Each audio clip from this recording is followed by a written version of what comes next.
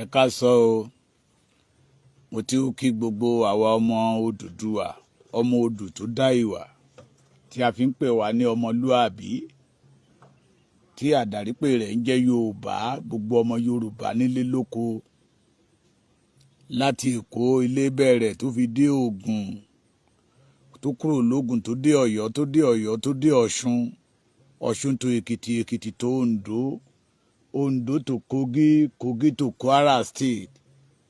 Èròjà Yorùbá, ọwọ́jà Yorùbá tó rìn gẹ̀rẹ̀gẹ̀rẹ̀gẹ̀rẹ̀ tó dé Delta tó dé Kogi, gbogbo ẹ̀yin ọmọ aládé pátápátá ni mo kí.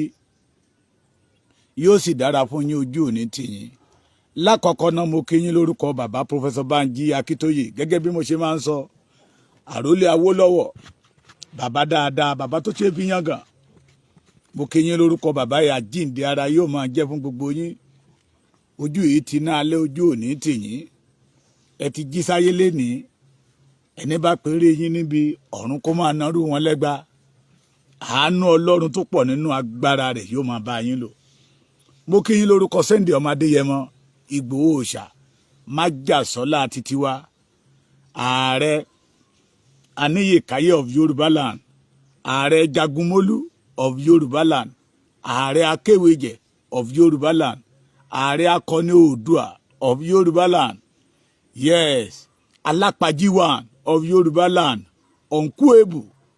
Mo kí yín lórúkọ májàsọ́lá, gbogbo ẹ̀yin ọmọ Yorùbá, ẹ ṣé bẹ́ẹ̀ tí ń wọlé. Níbi tí ọ̀rọ̀ wa dé yìí, ọ̀rọ̀ wa nílò ìfúnrasí. Lákọ̀ọ́kọ́ náà ẹ jẹ́ kí kọ́kọ́ pé àwọn bàbá wa religion leaders.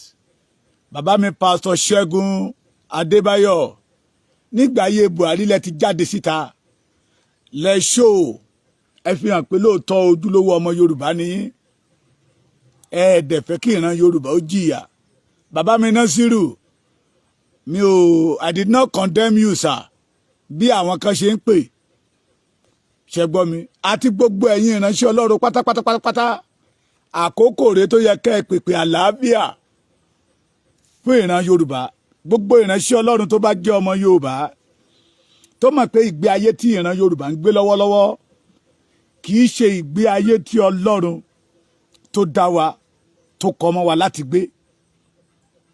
Gbogbo ẹ̀yin bàbá mi nínú iṣẹ́ ìránṣẹ́ tó nígbàgbọ́, mò ń bọ̀ lọ́dọ̀ àwọn Mùsùlùmí, màá dọ̀dọ̀ àwọn oníṣẹ̀ṣe, ṣùgbọ́n ẹjá bẹ̀rẹ̀ lọ́dọ̀ ẹ̀yin bàbá wa onígbàgbọ́ tẹ́ ẹ jẹ́ ọmọ Yorùbá, tẹ́ ẹ mọ̀ wípé ìgbé ayé tí Yorùbá ń gbé lọ́wọ́lọ́wọ́ kì í ṣe inú dídùn Ọlọ́run, pé inú Ọlọ́run gan ò dùn sí ohun tí ọmọ Yorùbá ń tà ń là kọjá lọ́wọ́. Àkókò rẹ̀ tó yẹ kẹ́ ẹ kéde ọdún ìtúsílẹ̀ fún ìran Yorùbá, kẹ́ ẹ kéde àwẹ̀, kẹ́ ẹ kéde àdúrà. Àwọn bàbá wa kan ti wà látòrí ẹ̀ látọjọ́ Monday, ìní ni wọ́n á fi gígùn tí wọ́n ti ń gbàdúrà pé aburú kan ò gbẹ́dọ̀ ṣe ọmọ Adéyẹmọ, aburú kan ò gbẹ́dọ̀ ṣe bàbá Akíntóyè, torí wọ́n ní ìran rere sí ìran Yorùbá. Wọ́n fi gígùn lénìí, wọ́n ní tó bá tún dọjọ́ Friday wọ́n á tún wọnú ìṣọ́ òru lọ. Mo pè gbogbo ẹ̀yin bàbá wa wòlíì,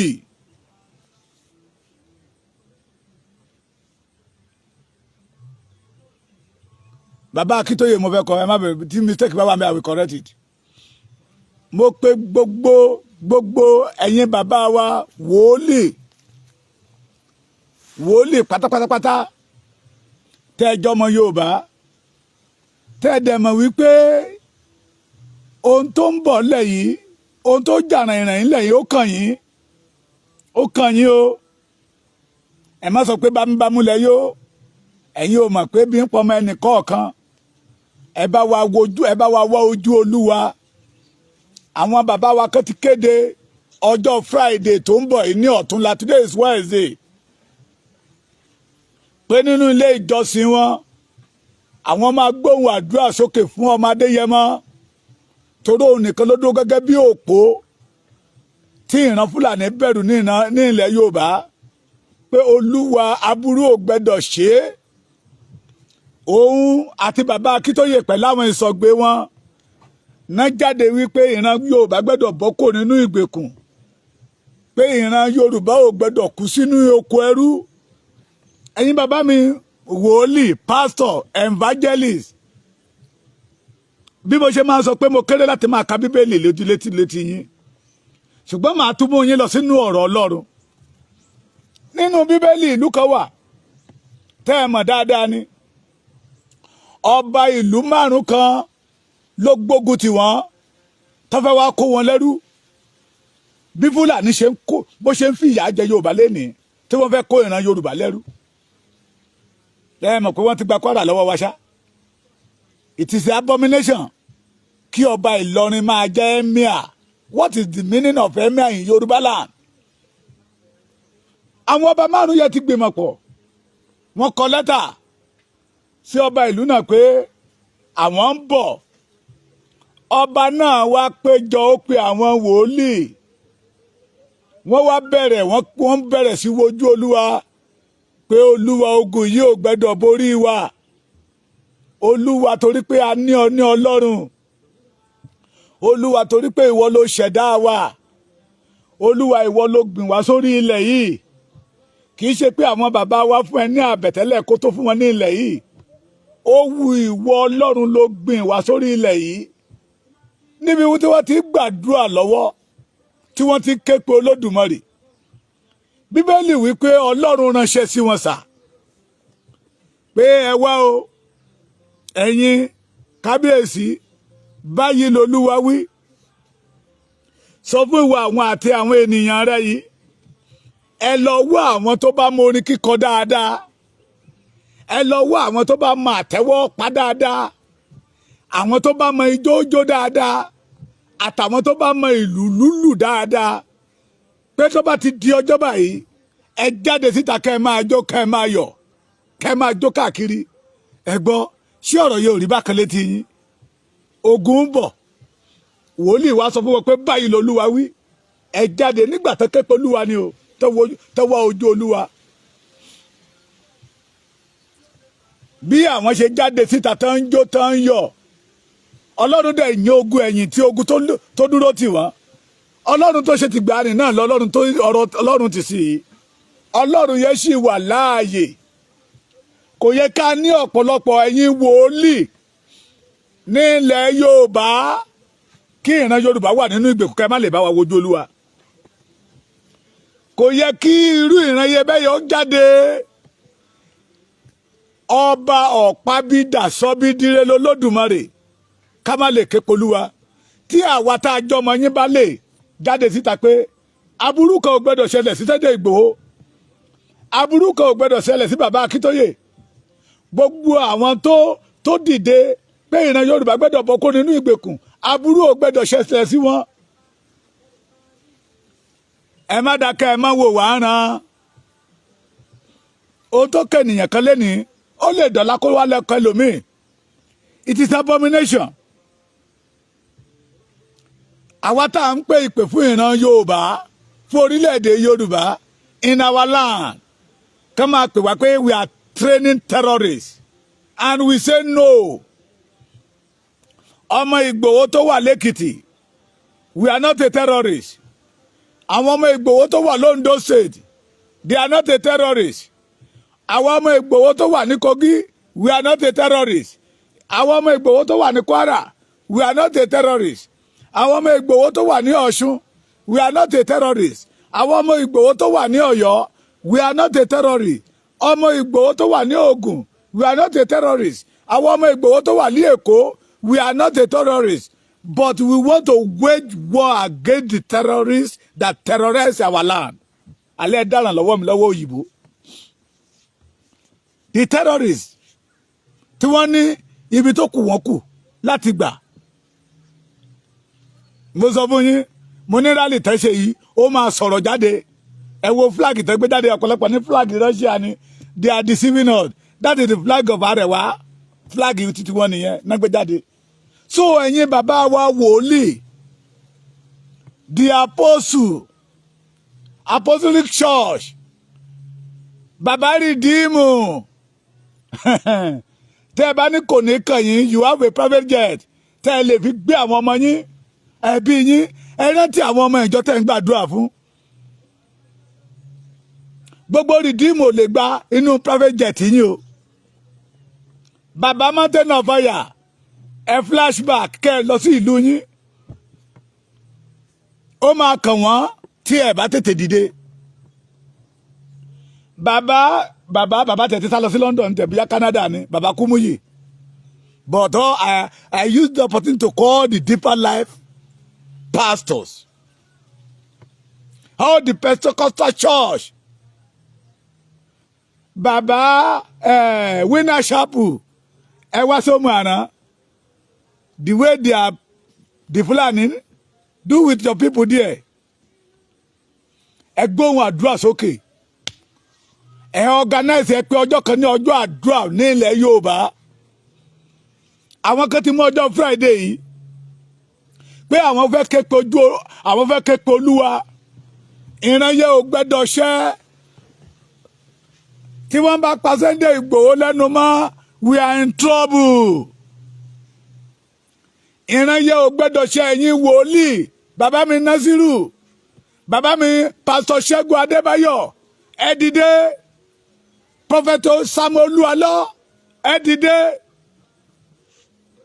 ẹ dìde ẹ dìde ẹ dìde mo ti pẹ́ tí mo ti ń sọ not individual ló nílò deliverance kì í ṣe àwa la nílò deliverance ilẹ̀ wa ló nílò deliverance sà tí ilẹ̀ wa bá ti lè gba òmìnira àwa tá a wà lórí ilẹ̀ náà máa gba òmìnira inú mi dùn majority of you tí mo dárúkọ yẹ lẹ́yìn bàbá mi yẹ lẹ ti travel dáadáa òyìnbó mélòó ló ṣe deliverance torí pé ilẹ̀ wọn ti gba òmìnira bẹ́ẹ̀ dé Canada wọ́n á tẹ̀sán fún mi pé time na money àwọn mélòó nínú wọn lórí ọ̀fẹ́ láti lọ́ọ́ máa ṣe deliverance it is because our land in bondage sáà tí ilẹ̀ wa bá ti gba òmìnira iṣẹ́ ìránṣẹ́ yín máa rọrùn fún yín láti ṣe ẹ dìde o nǹkan kan ò gbẹ́dọ̀ ṣẹlẹ̀ sí Sunday Igboho ẹ lè ké pọ̀ lọ́run kọ́lọ́run kó yí ìran yẹn padà ọba ọ̀pábídà sọ́bídìrẹ́ ni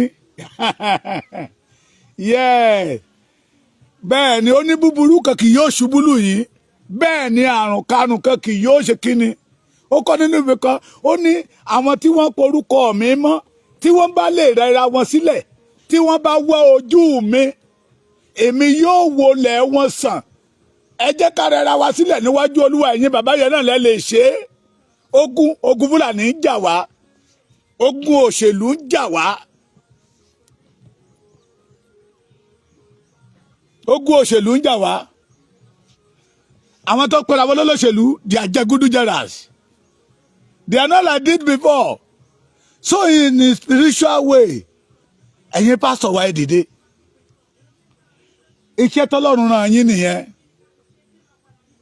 ẹ̀mí Olúwa ń bẹ lára mi tí ẹ máa ń kà fún wa láti kéde ọdún ìtúsílẹ̀ àbí bẹ́ẹ̀ kọ́ ẹ dìde iṣẹ́ tọ́lọ́run rán yín rèé ìran Yorùbá wà nínú ìgbèkùn ẹni tó tún jáde síta yes we know that Sunday Igboho we have enemy bàbá Akintoye ooo those people are professor together àwọn tó gbé bàbá dìde ìgbà yẹn lọ tọrọ pé bàbá náà máa bá wọn gba brown envelope tí bàbá ní no let us deliver our people bàbá ti di ọ̀tá wọn and this is the reason tí Olúwa gbẹ́dọ̀ gbọ́wọ́ ẹ̀yin bàbá yìí ṣiṣẹ́ ẹ̀yin pásítọ̀ CAC ẹ̀yin ọmọ àpọ́sù Ayọ̀ Babalọ́lá ẹ̀yin ọmọ bàbá Timothy Ọbádáre bàbá Àkàndé Lẹ́dẹ bàbá Ọlọ́wẹ̀rẹ́ ẹ dìde ní àkókò yìí la fẹ́ rí i pé lóòótọ́ bóyá lóòótọ́ àti lódodo lọ́lọ́run pè yín ní àkókò yìí la fẹ́ rí ẹ ké pe Olúwa behalf of the Yorùbá race ẹ ké pe Olúwa ẹ̀yin pastors ẹ̀yin prophetess ẹ̀yin prophetess ẹ̀yin prophets ẹ ké pe Olúwa the evangelist the bishop the deacon archbishop ẹ ké pe Olúwa. Ara ni Yorùbá. Ara ni Yorùbá. Yes.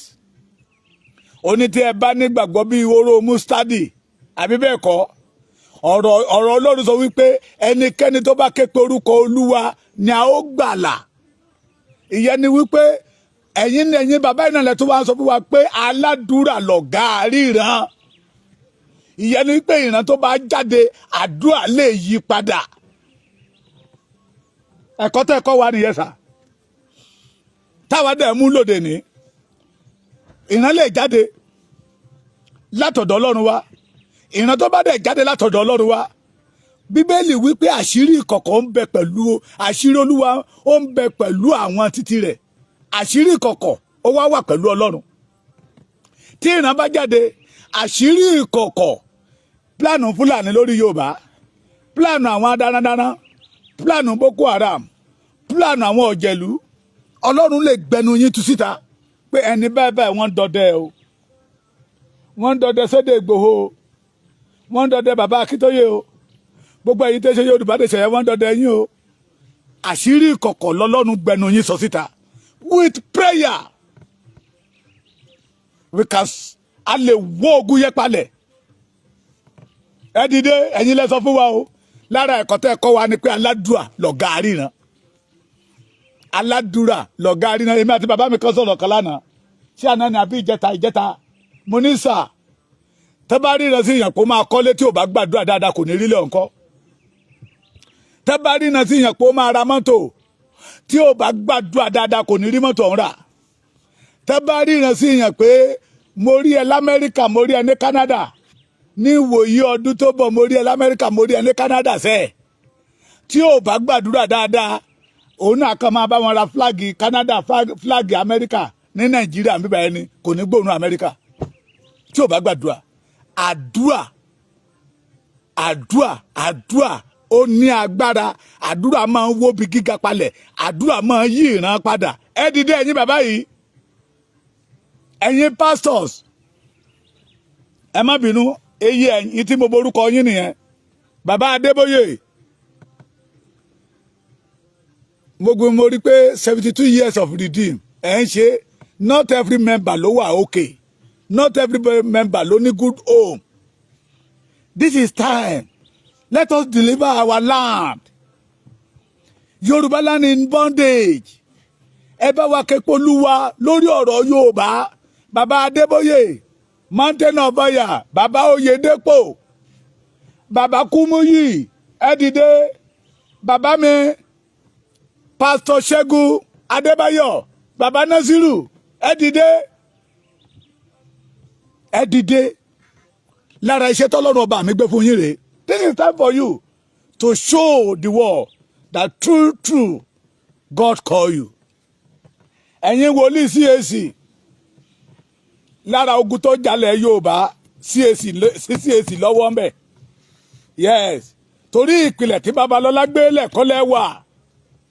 The majority of you know yourself.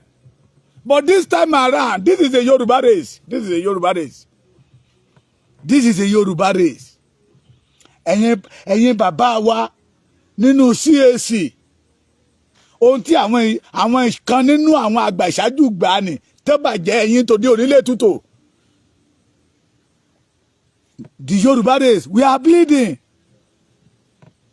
We are bleeding. And the majority of you know pé eku òkè bí eku, ẹyẹ òkè bí ẹyẹ.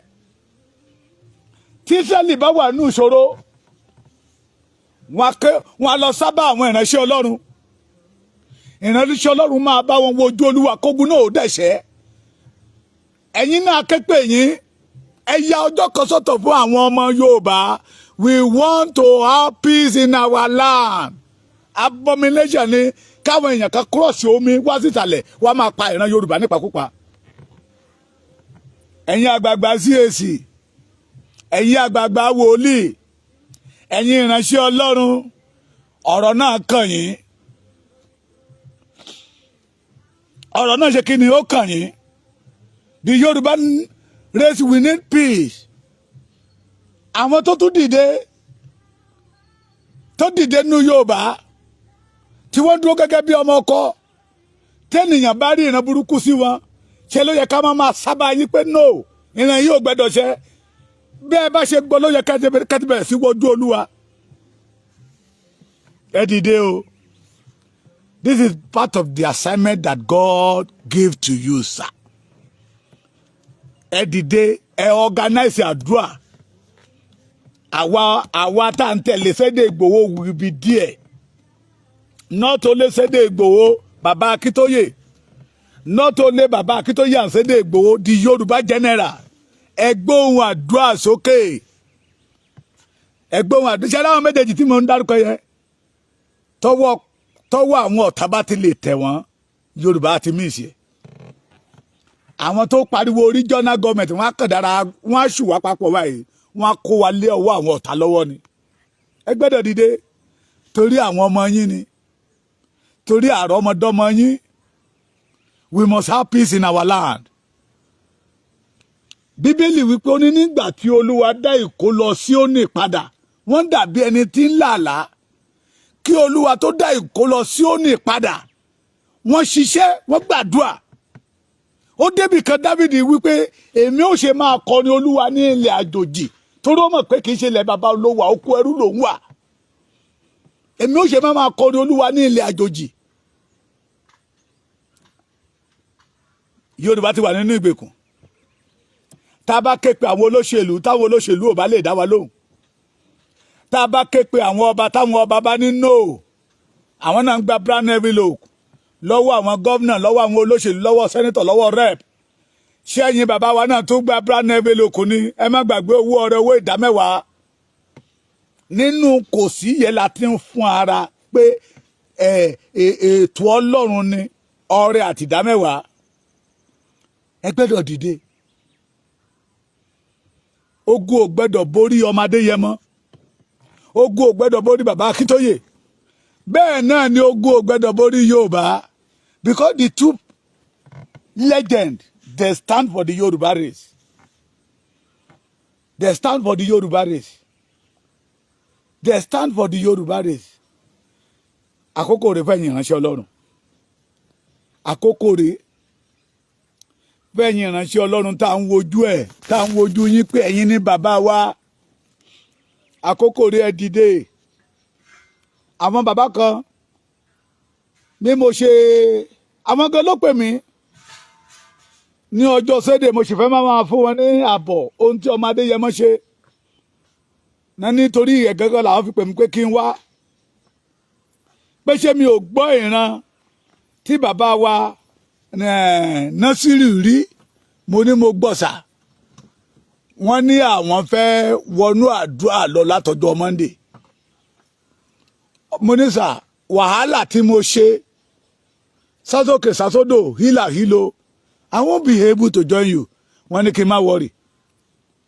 Tó bá tún di ọjọ́ Tuesday tó bá tún di ọjọ́ Wednesday wọ́n á tún wà ń bẹ̀ léni mọ́jú ọjọ́ Thursday wọ́n á tún lọ parí ẹ̀ lọ́jọ́ Friday ní ìṣòro.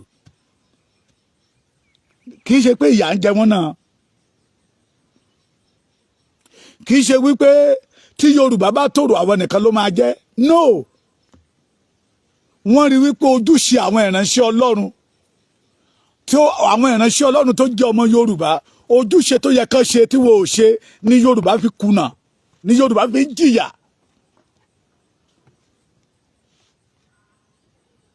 Tí àwọn bàbá wa méjìlá kan bá lè dìde pé àwọn fẹ́ wojú Olúwa behalf of the Yoruba race behalf of Baba Professor Banji Akintoye behalf of Chief Sunday Adéyẹmọ Igboho Ooossssaaa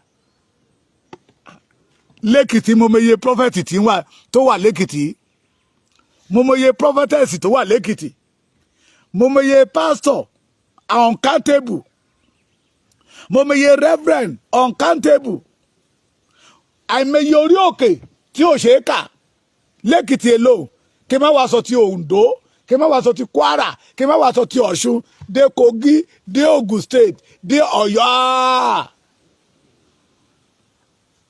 Kò yẹ ká lọ́kọ́lé ká tó máa fọwọ́ kó mi. Kò yẹ ká lọ́ṣọ ìbora ńlẹ̀ sà kí òtútù máa pa wá o. It is a bad habit kéènìyàn kan láṣọ lé kó máa rìn hòhò jáde. Ẹ̀yin ìránṣẹ́ Ọlọ́run ẹ dìde ara ń ní ọmọ Yorùbá. Ẹ̀yin ìránṣẹ́ Ọlọ́run ẹ mọ̀ bẹ́ẹ̀ ṣe dìde. Not all of you, I know majority of you did not support it. Nígbà tẹ́ ẹ lọ sí ṣẹlẹ̀ Bọ́lá Ahmed Tinubu lẹ́lọ́gbà yẹn ní fìlà wọn ga gogogogogo. Bọ́lá Ahmed must be there. Bọ́lá Ahmed is a choosy one. Is a choosy one. Ó ti wọ́ọ̀dù bẹ́ẹ̀ ni ojú wa ti jọ ń rí náà. Tẹ́ ẹ bá lè dìde fún Bọ́lá Ahmed tó wọ̀ ẹ dìde behalf of the Yorùbá race. Ẹ dìde ara ń ní ọmọ Yorùbá. Ara ń ní ọmọ Yorùbá ẹ̀yin pásítọ̀. Ẹ̀yin wòlíì lọ́kùnrin lóbìnrin. Ẹ̀yin evangelist oníyìnrere ẹ mú ìyìnrere ayọ̀ yẹ tọ̀ ọmọ Yorùbá wá nípa kíkóra yín jọ sórí òkè. Pray behalf of the Yorùbás. Kí ilẹ̀ Yorùbá kó gba ìwòsàn. Kí ilẹ̀ Yorùbá bá lè rí ìwòsàn. Nígbà yẹn ní iṣẹ́ ìránṣẹ́ yín ló máa rọrùn láti ṣe sá. Bàbá mi wòlíì kan wọ́n lọ sí Amẹ́ríkà nígbà tó dé tẹ́wọ́ ń jàbọ̀ Amẹ́ríkà fáwa wọ́n ní ogun fáyà pa Olúwa bíwó Olúwa sọ̀kalẹ̀ pé kò sí lọ́dọ̀ wọn lọ́hùn. Kò sí lọ́dọ̀ wọn lọ́hùn. Àjẹgẹ òrìnà rí yàn lọ́hùn. Bó bá lájẹ wàṣà jẹ́ títì ẹ jẹ́jẹ́ ni oníkálukú iṣẹ́ náà fàdí mẹ́. Tó bá fẹ́ lówó wàá ṣiṣẹ́. Àbí bẹ́ẹ̀ kọ́. Pọ̀tẹ́lẹ̀ tó ń jà ogun tó ń jà wá. Àìmọye àìrú àwa àìmọye odò tá a ti wẹ̀ lẹ́kọ̀ọ́. Airport road ni. Omi pákó tó ní. Ìkan wà ní Ìjẹ̀ṣà Tẹ̀dó. Wàá máa wò gbẹ́ lókè báyìí wàá máa wẹ̀ nísàlẹ̀.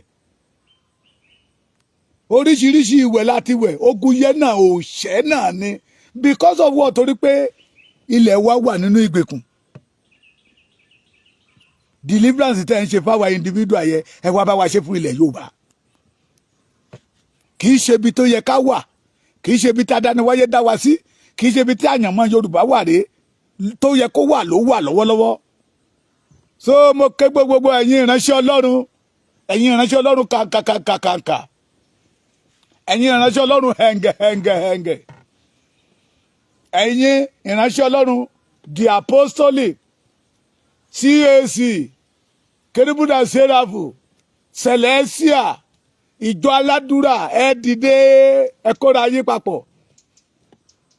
Ẹ ya ọjọ́ kan sí ọ̀tọ̀ fún ìtura gbogbo ilẹ̀ Yorùbá. Ẹ ya ọjọ́ kan sí ọ̀tọ̀ fún ìgbédìde Yorùbá. Ó rọrùn láti sọ nǹkan nù. Ẹ gbọ́ mi sà. Ó rọrùn láti sọ nǹkan nù. Ṣùgbọ́n àti ṣàwárí ẹ̀ ló máa ń lé. Ènìyàn lè mowó sápò ìgbà tó máa jábọ̀ ẹ̀ ní mọ̀. Nígbà tẹ́ bá kíwọ́ bọ̀ tẹ́ bá rí pé ẹ̀rọ owó yẹ ẹ wá sápadà ẹ wá bẹ̀rẹ̀ sí wá káàkiri. Ó rọrùn láti sọ nǹkan nù. Ṣùgbọ́n láti ṣàwárí ẹ̀ ó lè. Àwọn bàbá wa ògo yẹn ti bọ́ sọnù lọ́wọ́ wọn tipẹ́tipẹ́. Ó ti bọ́ sọnù láti 1914 lógo Yorùbá ti bọ́ sọnù ló ti bọ́ sọ́wọ́ àwọn àjòjì. Wọ́n wá ń lu agbára Yorùbá wọ́n wá ń lò lé wa lórí. Wọ́n wá ń lu agbára Yorùbá wọ́n fi jẹ ọmọ Yorùbá níyà. Ẹ dìde ẹ ṣàwárí ẹ̀. Bẹ́ẹ̀ ni àáké sọnù. Igi mú jáde síta. Ire Yorùbá tó sọnù nípa àdúrà Ọlọ́run lè ṣàwárí ẹ̀. Ọ̀pábídà sọ́bídìrẹ́ ní. Ìran yẹ ò gbẹ́dọ̀ ṣẹ́. Afàṣẹ náà lé yín lọ́wọ́ ọ̀pọ̀lọpọ̀ àwọn pásítọ̀ wọ́n á ní wọn pè wọ́n ṣé wọ́n pè wọ́n ni. Ṣé ó yẹ ká pè yín sí ìgbédìde Yorùbá? Ẹ̀yin pásítọ̀ ṣé ó yẹ ká pè yín ẹ̀yin bàbá wa nínú Olúwa sí ìgbédìde Yorùbá? It is a question. Àbí kí n sọ wípé bí ara ṣe ń ní Yorùbá ó dùn mọ́ yín inú. Ṣé bí ìnira bó ṣe ń ja Yorùbá lọ́wọ́lọ́wọ́ tọ́mọ ń kàwé tọ́mọ ò ríṣẹ́ ṣe ṣó dùn mọ́ yín inú.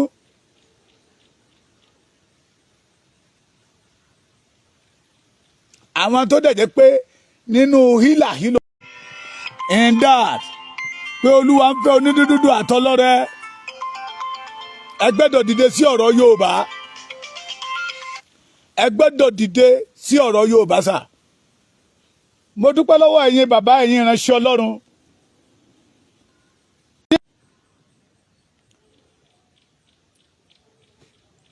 mo dúpẹ́ lọ́wọ́ ẹ̀yin bàbá wa ẹ̀yin ìránṣẹ́ Ọlọ́run tẹ́ ṣara yín jọ tẹ́ pé 12 tẹ́ ẹ̀ dúró nídúró pé kí ó dìgbà táwa yìí bá ké pé èyí kẹ́ tó dá wa lóhùn tí ẹ mọ̀ pé ara òrokùn ara òró ẹdìyẹ Yorùbá tí ẹ dìde tẹ́ ẹ gbé ìpè yẹn jáde pé ní ìgbà tí ẹ gbọ́ ìran yẹn láti ọjọ́ Sunday tí ẹ̀yin ti gbọ́ tó ti sẹ́ndì ẹ̀ sí yín you are not happy with it pé ó ṣe wá jẹ́ èèyàn kan nínú gbogbo akọni tán náà wà nílẹ̀ Yorùbá èèyàn kan tó tún wá dìde Olúwa kí ló dé ṣé ẹ̀ṣẹ̀ wa ló tó bẹ́ẹ̀ ṣé ìjìyà wa náà ni ṣé lóòótọ́ àwọn bàbá wa jẹ èso àjàrà eyín tó ń kà wá ọmọ láti 2000 láti 1914 ṣé kò tí ì tó kó dópin ni pé àwọn fẹ́ lọ wojú Olúwa lé lórí pé àwọn máa ṣe bíríbírí ọjọ́ mẹ́ta tó bá di Friday wọn á lọ parí ẹ̀ oníkálùkù á lọ parí ẹ̀ sínú ṣọ́ọ̀ṣì ẹ̀ fún ìṣọ́ òru yóò dára fún yín ojú òní tì yín o ẹ rí àánú gbàsà àmì òróró yín ò ní dry bẹ́ẹ̀ ni kólòbó ìyẹ̀fun yín ò ní ṣòfò ẹ ní fọmọ ṣiṣẹ́ ìránṣẹ́ àwa mọ̀ lóore tí ẹ̀yin bàbá wa nínú Olúwa kan bá lè dìde tí ẹ rí pé ìgbé ayé tí Yorùbá ń gbé kò tẹ́ yín lọ́rùn tí ẹ wá rí pé ẹni tó dìde tó ń jà biribiribiri èèrà ò gbẹ́dọ̀ rìn aburú ò gbẹ́dọ̀ ṣẹlẹ̀ sí bẹ́ẹ̀ ni orí ò gbẹ́dọ̀ fọ́ ẹ̀dọ̀ gan ò gbẹ́dọ̀ yọ lẹ́nu ìyá ọmọ Adéyẹmọ Sunday Igboho Òòṣà tẹ́ ẹ dìde bàbá kan tí ẹ pè mí ó ní mo fi Ọlọ́run tó láyé àti ọ̀run ṣe ẹlẹ́rìí ìrankíran ò ní ṣẹ lórí ọmọ Adéyẹmọ ó ní mo fi Ọlọ́run tó dá ayé àti ọ̀run ó ní mo fi ṣe ẹ̀rí àyàfi tó ń bá fi ìmí ìkó iṣẹ́ tó pé òun sí ó ní orí lásán kò ní fọ́ ọmọ Adéyẹmọ pé iṣẹ́ tọ́lọ́run ọba òun gbé fún ó ní láyọ̀ àti àlàáfíà ni ó jẹ́ dí òpin ẹ ṣé bàbá ojú òní tì yín ẹ̀yin ìránṣẹ́ Ọlọ́run tó kù ẹ jẹ́ á dìde ilẹ̀ wa ń ṣàìsàn ẹ̀yin bàbá yìí ẹ dìde ilẹ̀ wa ń ṣàìsàn orúkọ kan tí a fún ìran Yorùbá lénìí tí Fúlàní bẹ̀rù òun náà ní Sunday ọmọ Adéyẹmọ Ìgbòho Òòṣà ìran yìí ò gbẹ́dọ̀ ṣẹ lé ọmọ Adéyẹmọ lórí ẹ̀yin bàbá mi àáfàá ẹ̀yin sheik ẹ̀yin dàdáni ẹ̀yin imam this is time for you to unite ní àtètè kọ́ṣe àwọn bàbá wa ò jàjà ẹ̀sìn lára ìjà ẹ̀sìn eléyìí ló superior jù eléyìí ló superior jù náà fi wọ àárín wa tó fi gba Ìlọrin lọ́wọ́ wa and this is time for us ká ké pe Ọlọ́run àní kẹ́yìn bàbá jáde síta ẹ bá wa wá ojú Olúwa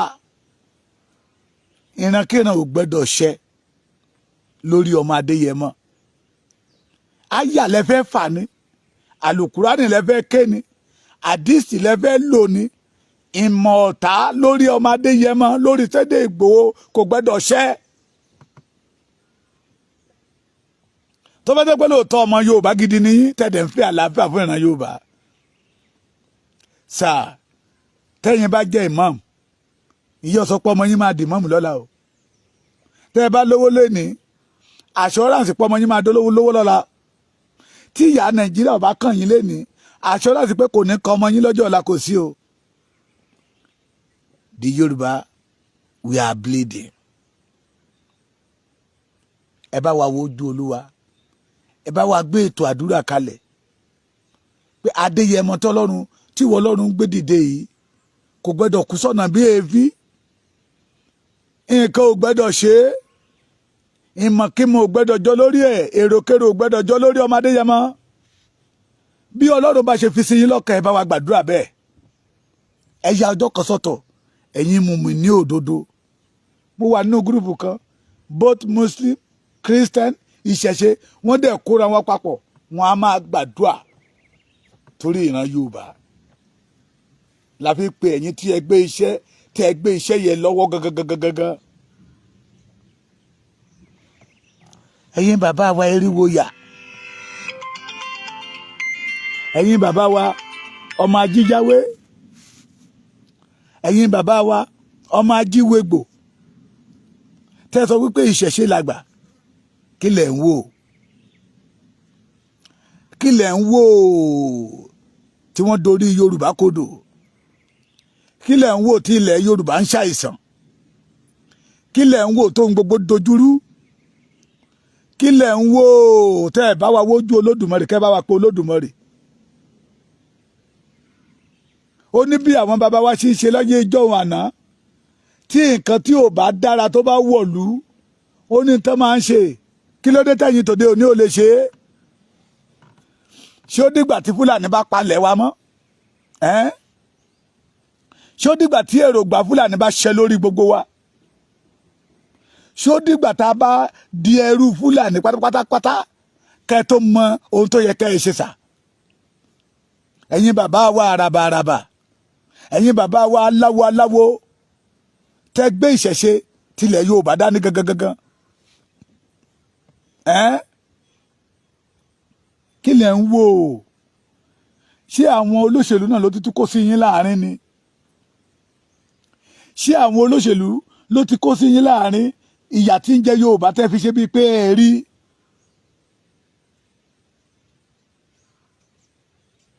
Ṣé bẹ́ẹ̀ sọ pé ìṣẹ̀ṣe làgbà, pé ẹ̀yin lẹ gbàlejò mùsùlùmí àti kìrìsìtẹ́nì, ilẹ̀ tẹ́ gbàlejò lérí ó dẹ̀ ń bàjẹ́ lọ. Wọ́n wá ní Sunday Adéyẹmọ o, nǹkan báyìí ni o, nǹkan báyìí ni o. Ẹ̀ẹ́dẹ̀ bá wa wọlé àdúrà kẹ́kọ̀ọ́ Olódùmarè bẹ́ẹ̀ ṣe máa ń pè é, pé ìran yìí ò gbọdọ̀ ṣẹ lórí ọmọ Adéyẹmọ. Bó jẹ́ bọ́ lẹ́fẹ́ rú ni ẹrú, bó jẹ́ ètùtù lẹ́fẹ́ ṣe ní ẹ ṣe ètùtù, pé aburú ò gbọdọ̀ kọlu ọmọ Adéyẹmọ, àrùn karùn ò gbọdọ̀ kọlu bàbá Akintoye àti àwọn bàbá wa àwọn ìyá wa tó dúró nídúró pé ìran Yorùbá gbọdọ̀ gba òmìnira, pé ìran Yorùbá èyí tá gbégbé ayé ẹrú ó tó gẹ́. Ẹ̀bẹ̀ ni mo wá bẹ̀ gbogbo yín, torí ohun tó kẹ nìkan lénìí ó lè dọ̀la kó kẹ lòmíì o. Oyè tó kára àwò ó ń bọ̀ wá kára ẹdẹ o. Àti ráwọn tá a sọ fún lánàá, Fúlàní ń pààyàn nílẹ̀ Yorùbá tó sọ pé ẹgbẹ́nu yín sọ̀hún, irọ́ lẹ̀ ń pa, ẹ fẹ́ dógun ogun ẹlẹ́yàmẹ̀yà lẹ́ni. Ṣùgbọ́n nígbà tí Fúlàní mú bàbá wọn tó pa bí ẹni pẹran, wọ́n padà wá pé lóòótọ́ àwọn Fúlàní yẹn ti gba gbogbo ìlú wọn, wọ́n ti pa bàbá òun, wọ́n ti pa àbúrò bàbá òun. Vice Chancellor kan lẹ́kìtì ń bíbà yìí, wọ́n ṣe kidnap ẹ̀ tán yanjú ẹ̀ láìpẹ́ yìí ni. Ẹ̀yin bàbá wọn oníṣẹ̀ṣe dìde, orú tó ń ṣẹlẹ̀ yóò ṣẹlẹ̀ nígbà yí àwọn bàbá títí yín. Èrè ìdí tá a fi ń pè yín nìyẹn. Let us organize a prayer in Yoruba land. You can call it Yoruba Day. You can call it Prayer Day. We must save. We must have our own freedom. Ìgbèkùn ní Nàìjíríà jẹ́ fún ìran Yorùbá. Tí Yorùbá bá ṣì wà nínú Nàìjíríà, èyí tó burú ju eléyìí lọ yóò tó máa ṣẹlẹ̀ ní àdẹ̀fẹ́ kó ṣẹlẹ̀. La fi ń kéde pé ẹ dìde, ẹ bá wa wá ojú Olúwa. Okùn tí ènìyàn bá so, tí ènìyàn ò bá lè já, Ọlọ́run lè já. Okùn tí ènìyàn bá so, tí ènìyàn ò bá lè tú, adániwáyé lè tú. Òun ni kọ́kọ́rọ́ gbogbo àgbáyé ń bẹ lọ́wọ́ rẹ̀. Gbogbo ilẹ̀kùn tí ènìyàn tì, Ọlọ́run a máa ṣílẹ̀kùn láì lo kọ́kọ́rọ́, torí òun ló dá ohun gbogbo.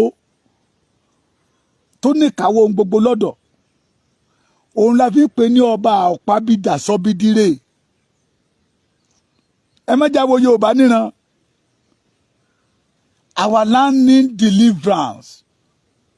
Kì í ṣe woman being, kì í ṣàwà tá a wà lórí ẹ̀. Tí ilẹ̀ wa bá gba òmìnira lẹ́ni tó gba ìtúsílẹ̀ lẹ́ni, oh my God, ẹ wo ẹ̀yìn mi, ẹ̀gẹ́lẹ̀ ń wò yẹ.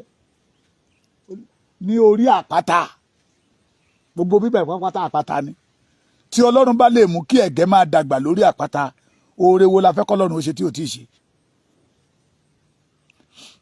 Ìyá mi Eunice Adéyẹmí yóò dára fún yín.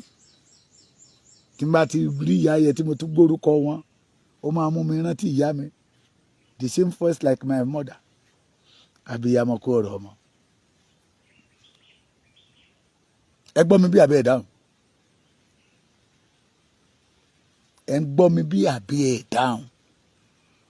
Deliverance tí Yorùbá ní lọ́wọ́ tá a wà yìí ní ilẹ̀ wa, kí ilẹ̀ wa kó gba òmìnira. Kí ilẹ̀ wa kó gba ìtúsílẹ̀. Tí ilẹ̀ wa bá gba ìtúsílẹ̀, àwa tá a wà lórí ilẹ̀ yẹn, à lè dábìrà bó ṣe wù wá, à lè dára bó ṣe wù wá. Èrè ìdí rèé tẹ́ fi máa bá wa organize prayer tí nǹkan kan ò gbọdọ̀ ṣe olóyè Igboho, tí nǹkan kan ò gbọdọ̀ ṣe bàbá Akintoye in Yorùbá land. Fulani have authority than the Yorùbás. Gbogbo ilẹ̀ Ìjẹ̀ṣà dé ilẹ̀ Ifẹ̀ dé Èkìtì bíbá tó ti ń wá góòdù tó ti ń wá kùsà, wọ́n bí ọmọ Yorùbá kan kó ló ń fẹ́ lọ wá kùsà, ìjọba máa mú. But Fulani can do it tọ̀sán tòru. That is why we, ohun tó yẹ kí àwa fi ṣe ọrọ̀ ajé ká fi máa túlẹ̀ wa ṣe, wọ́n ń kó lọ lójú wa torí pé we are powerless. Ṣé òyìnbó yẹ correct? We are powerless. Ohun tó yẹ ká fi ṣe ọrọ̀ ajé káwa náà fi jẹ́ èèyàn. Ní tí mo fi sọ wípé ilẹ̀ wa gangan ló nílò ìtúsílẹ̀ nìyẹn. So àwọn tọ́lọ́run ń lò láti pé kí ilẹ̀ wa kó gba ìtúsílẹ̀, ìrankíran ò gbọdọ̀ ṣe lórí wọn. Yes. Ọlọ́run a máa pa ibi dà sọ ibi dire. Ẹ má gbàgbé o.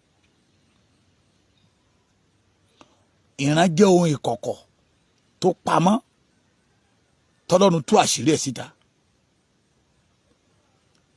Ìran jẹ́ ohun ìkọ̀kọ̀ tó pamọ́ tọ́lọ́run gbẹnu èèyàn kan tú àṣírí ẹ̀ síta.